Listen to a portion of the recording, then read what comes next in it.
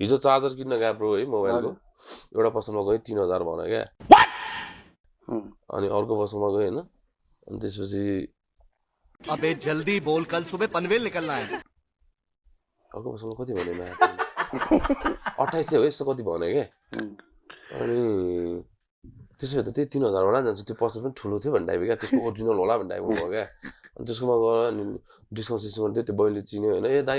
भनेर 2600 मा दियो क्या 3000 को माल अनि अर्को पसलमा एकचोटि ट्राई हान्छु नि त म कति हुन्छ भने त 1900 भनिदिएर यार चिज भएर फर्किरहेको रहेछ त यार साँझ क्या ठिकै छ नि राम्रो पसलबाट किन्नु पनि भइगयो नि फेरि ललितपुर गएको अनि त्यो त होइन टोयलेटै हुन्छ फर्स्ट पसलबाट किन्नै हुँदैन क्या चार पाँचमा घुम्नै पर्छ यार घुम्नै पर्ने रहेछ क्या घुम्नै पर्छ किनेर पर पुगेपछि राम्रो देखिन्छ के तर फेरि किनिसकेपछि चाहिँ अनि त्यो एरिया छोड्नु पर्ने रहेछ क्या अब छोडिहाल्यो त्यो एरिया क्या गाडी चढ हिँडिहाल्यो गाडी चढ दौडिहाल्यो क्या त्यो एरिया